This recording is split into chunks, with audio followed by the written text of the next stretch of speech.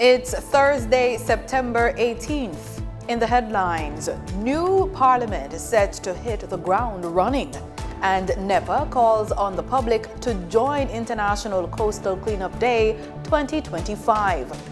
In business news, First Rock exits receivership with Mayberry Investments support. Regionally, Grenada launches sargassum task force. And in sports, Lavelle sizzles with 19.78 in 200 meters semifinals, while Gould Toppin advances in 800 meters at World Championships. This is the news on PBC Jamaica. I'm Simone Absalom Gale.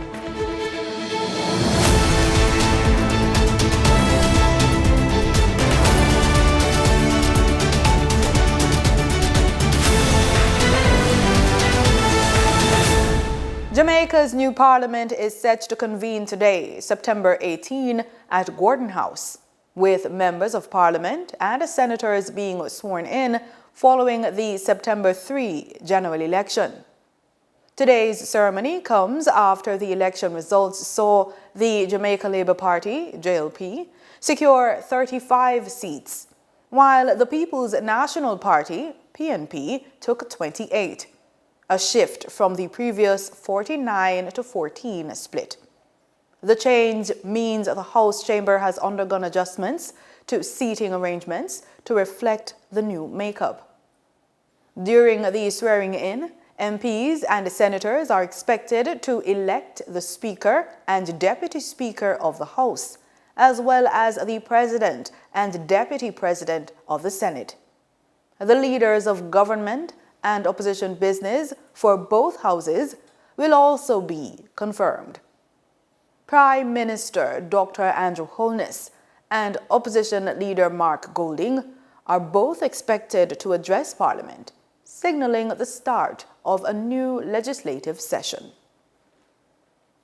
18 government ministers were officially sworn into office on September 17 at King's House, following the Jamaica Labour Party's victory in the September 3 general election. Prime Minister Dr. Andrew Holness now begins his third consecutive term with a full cabinet in place.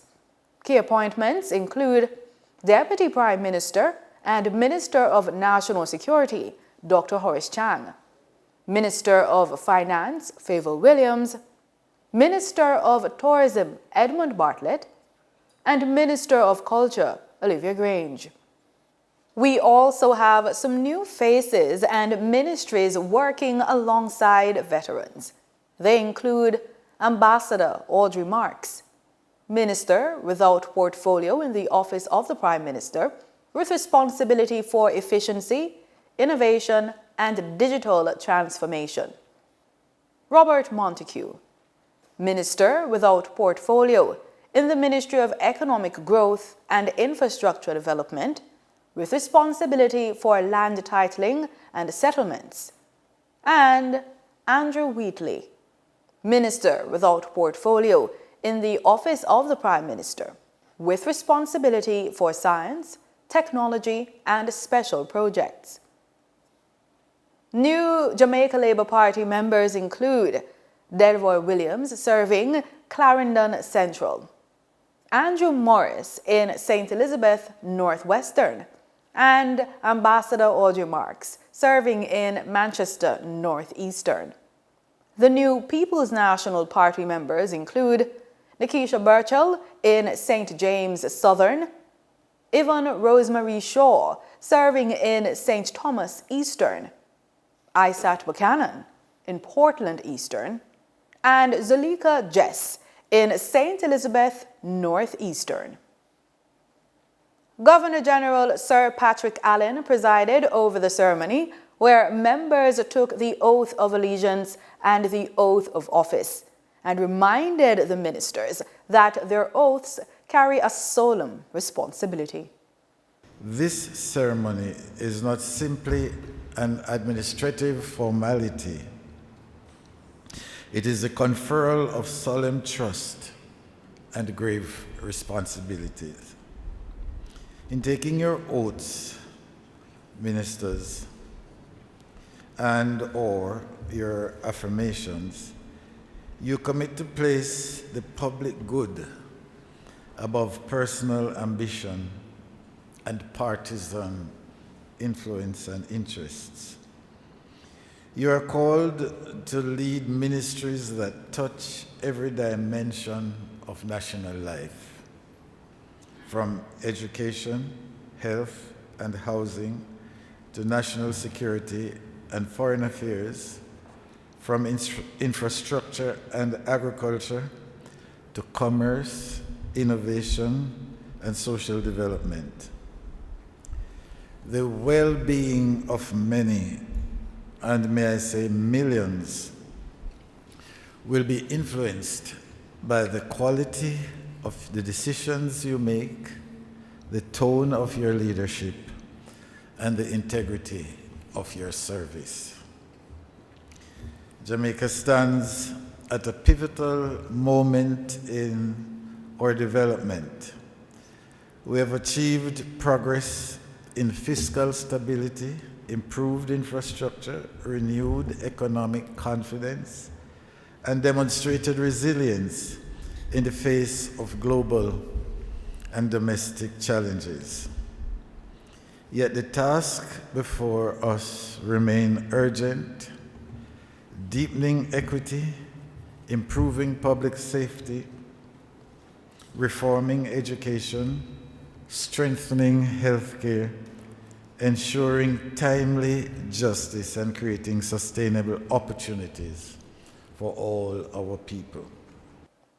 He urged them to govern so their legacy will not be measured by popularity, but by the positive difference felt in the daily lives of Jamaicans. Your service must be marked by diligence, transparency, and a genuine desire to uplift the most vulnerable. Remember always that leadership is not about position, but it is about service. Lead in a way that inspires confidence, that elevates our national discourse, and that strengthens institutions for generations to come. The National Environment and Planning Agency, NEPA, is encouraging Jamaicans to take part in International Coastal Cleanup Day 2025, a global initiative aimed at preserving oceans and coastlines from pollution. This year, NEPA will host cleanup activities at 2 major locations: Palisadoes Shipwreck, Port Royal on Saturday, September 20, 2025, and Half Moon Bay Beach, Hellshire St. Catherine on Sunday, September 21, 2025, at 7 a.m. to 11 a.m. on both days. Recognized as the world's largest volunteer effort to combat marine pollution, the annual cleanup empowers citizens to take direct action in safeguarding Jamaica's marine life and natural heritage. Individuals and groups interested in participating can register by emailing Ebonique Blair at nepa.gov.jm or call 876-754-7540, extension 3118. NEPA advises participants to wear light-colored clothing, a hat, sunscreen, and closed-toe shoes, and to bring water to stay hydrated during the event. In this week's Young Boss, we feature the Little Bamboo Hut.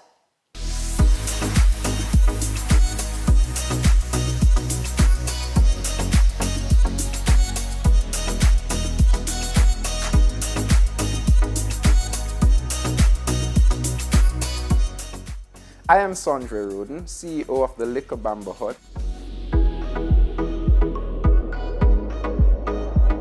Well, it is a bamboo business, so just giving you an overview.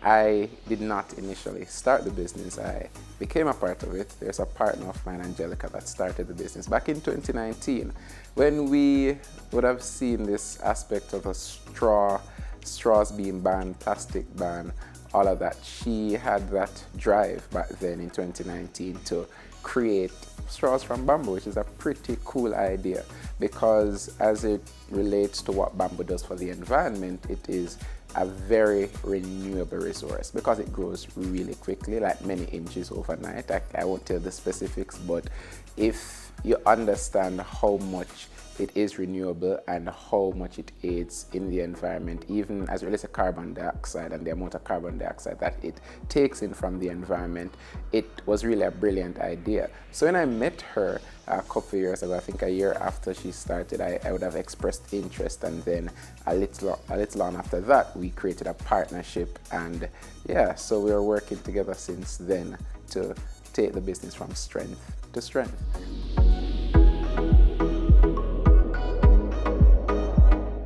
What sets our business apart is what we offer and our ability to tap into clientele. So we've noted what our target market is, and specifically the tourism market and the food and industry market. What we've done over the last couple of years, we'd have tapped into the food industry because of the plastic ban, and we'd have started out with straws. It was big back then as it relates to bamboo straws. I know we've kind of transitioned into paper straws, but what we want to do is that we want to transition from not just what we do as it relates to utensils, meaning bamboo utensils, bamboo straws, but to see if we can go big.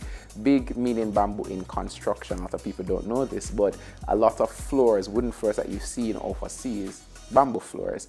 We have bamboo cloth as well. Some people use bamboo even in their meals in other spaces like Asia, etc. So when you look across the world, in Europe, we see people using bamboo for various ornaments, and that gives us the drive because we know that a market exists internationally. But more importantly, if we have the capacity to tap into our local market and to just, take over that space, then we can look at how we scale up to go international and take our business from the little bamboo hut to the big bamboo hut. Time now for the business report with Denise Williams.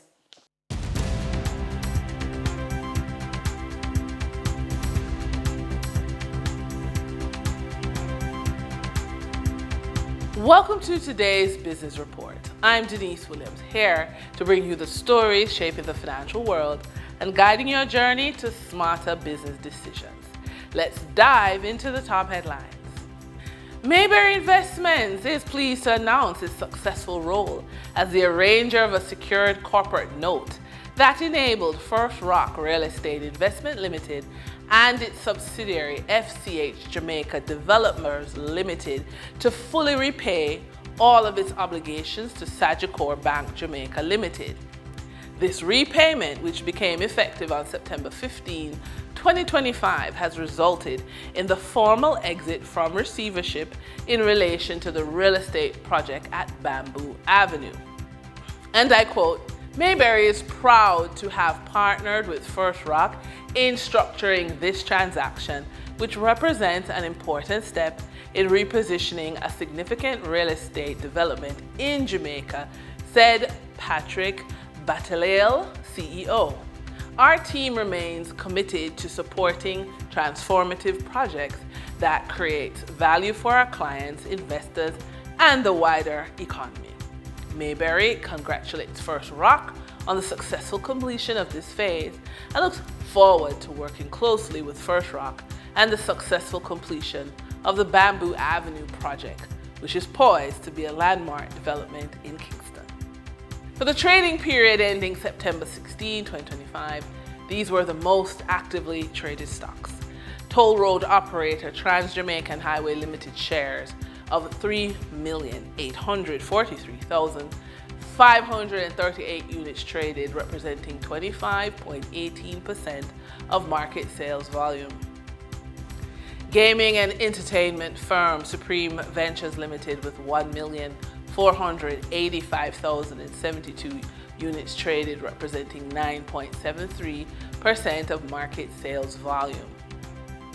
Advertising and real estate firm Kentire Holdings Jamaica Limited with 1,066,593 units traded, representing 6.99% of market sales volume. We now shift our focus to the forex market rate set by the Bank of Jamaica.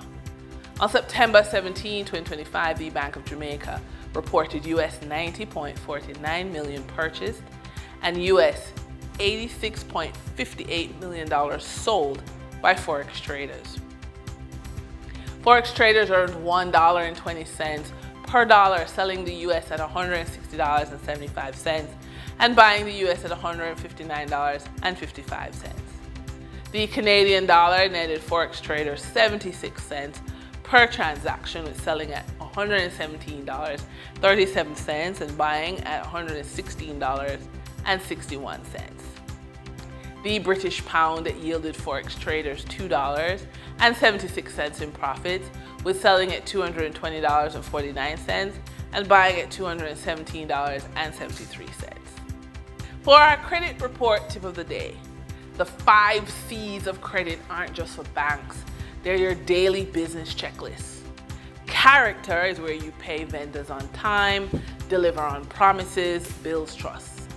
Capacity is where you track cash flow weekly, keep financials current, and control expenses. Capital is where you reinvest profits, separate personal and business money, and show commitment. Collateral is where you maintain assets, ensure and document them, and protect your leverage. And conditions are where you watch trends, adjust pricing, diversify income streams. Run your business like opportunity is knocking every day. Credit worthiness isn't built at the bank, it's built in your daily actions. So which C do you need to take action on right now? And that wraps up today's business report. I'm Denise Williams, reminding you that every financial decision is a step toward your future. Until next time, stay focused, stay informed, and keep striving for success. See you soon.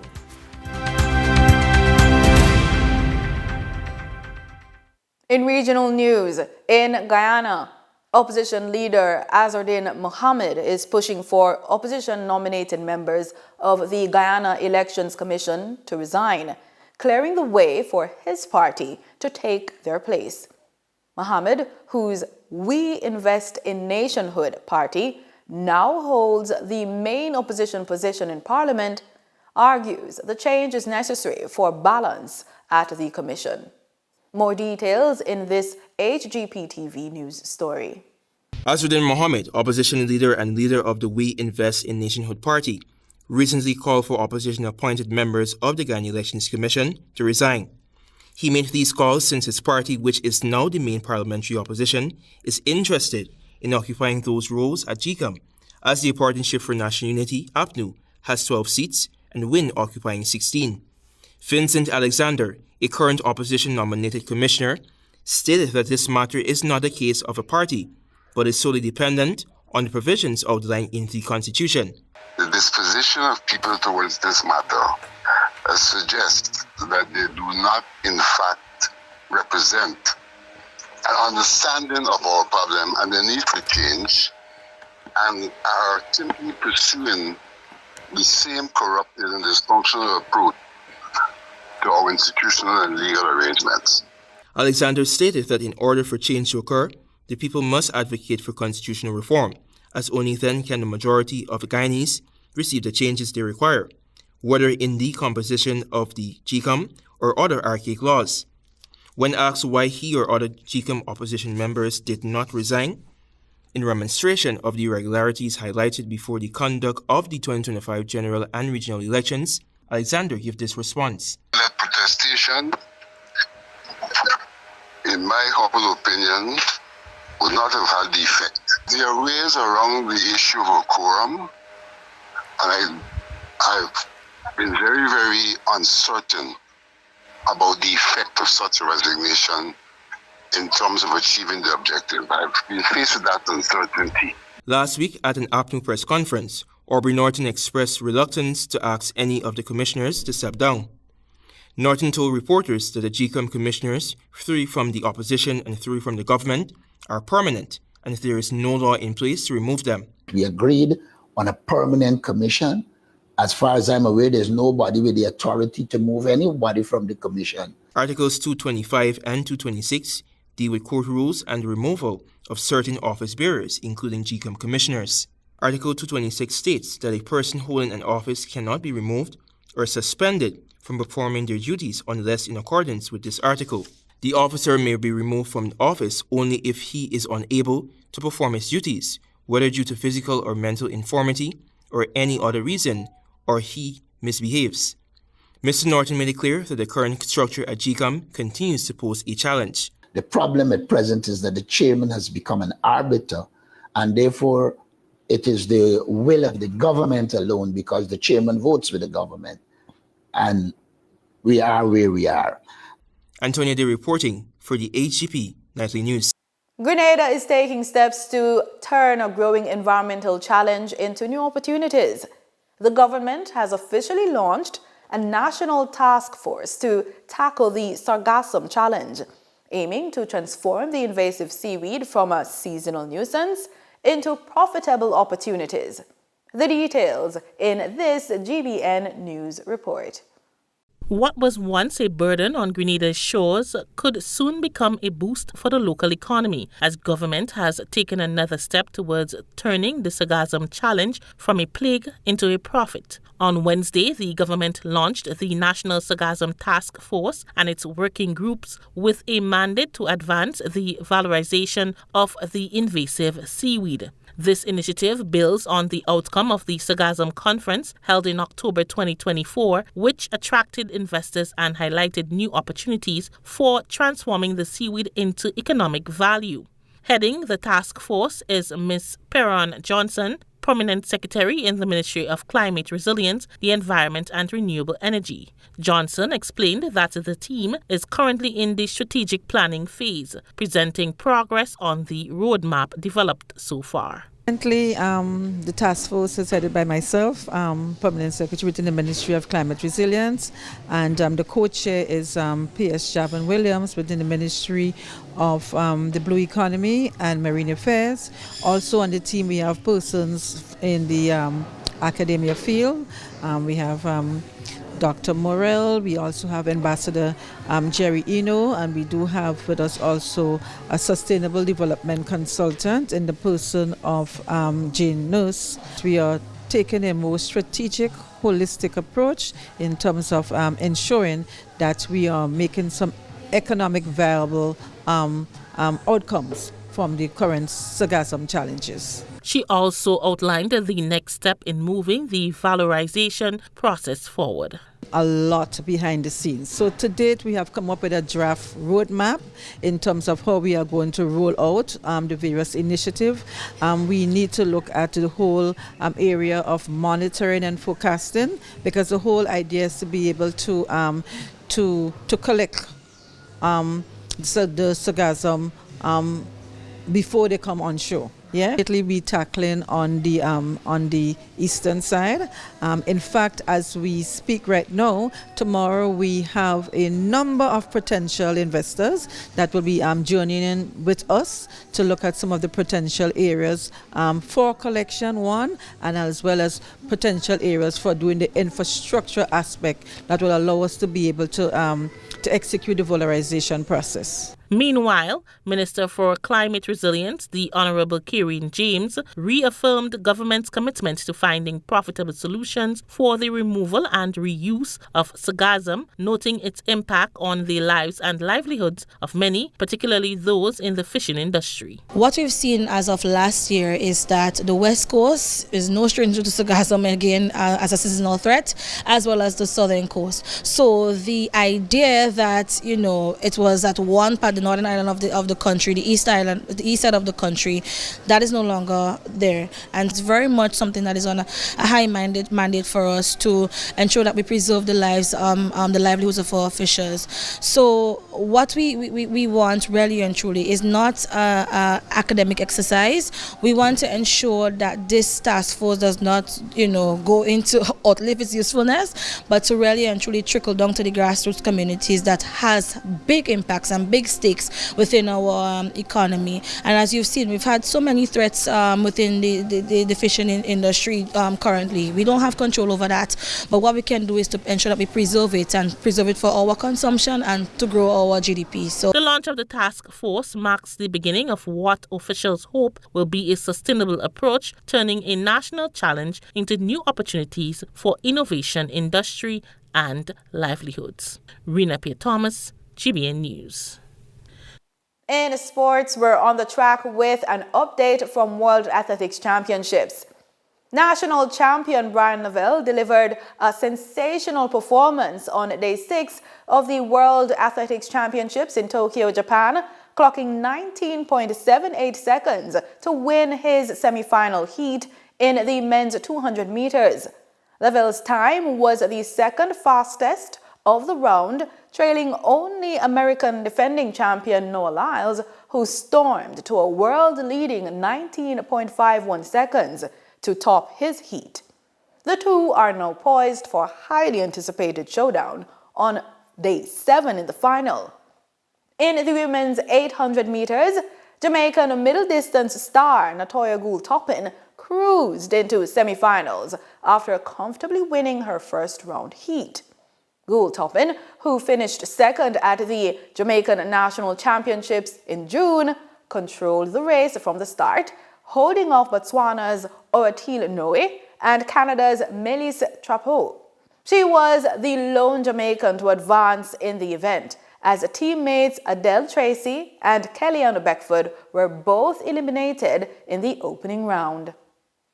Now onto the field with football. After a loss and a draw in their opening Group A matches of the 2025 CONCACAF Caribbean Cup, MIC Central FC Reboot looked to secure 3 points on match day 3. The team took on the Dominican Republic Mocha FC on Tuesday night. Adrian Lazar brings us the details. It was a must-win game for MIC Central FC Reboot in the CONCACAF Caribbean Cup, with Central in 4th place on 1 point with 2 games remaining in Group A. The Central Sharks looked to capitalize on home advantage. They welcome Mocha FC, who were hoping to grab their second win of their campaign at the Hazy Crawford Stadium. Yellow numbers, they'll be going from right to left. Central got the first chance. This in-swinging cross met by Jovain Jones tested goalkeeper Pascuala Ramirez on his near post. Daniel David was next for Central to try his luck at scoring. This long-range shot went just wide. David turned provider when he sprayed the ball wide to Jones, a curling shot that looked destined for goal if not for the strong hands of Ramirez. The Central Sharks were rewarded for their positive start in the 39th minute. Liam Burns picked out captain Jamil Neptune. His header bounced off the bar into the net. 1-0 the score. Central limited Mocha's chances as they held the 1-0 lead going into halftime. Well, there's the halftime whistle. Late scare for Central, but overall a dominant display in the opening 45 minutes. Gustavo Ascona managed to remain onside, almost grabbing an early equalizer in the second half, if not for Central shot stopper Jabari Bryce. On the volley, and it does force us. Central wasn't fazed by the sending off of Liam Burns. David found substitute Jean-Paul Rushford on the right side. His powerful strike just grazed over the bar. Another Central substitute looked threatening as Tyrone Charles earned a free kick on the edge of the box with Mocha pushing forward. It was a magical moment for Charles. This curling free kick from the top left corner, doubling Central's lead in the 78th minute. Despite a lengthy period of added on time, the 10 men of Central got past Mocha FC by 2-0, grabbing their first 3 points of the campaign. The result sees Central move up to second place on 4 points after 3 games played, 2 points behind leaders Mount Pleasant on 6. With the other teams still yet to play, there's still a long way to go towards securing a top 2 finish for Central, who will play their final group match versus Mount Pleasant on September 23rd at the Hazy Crawford Stadium. Adrian Nazar, TTT Sport. And that's it for the news on PBCJ. Pleasant viewing.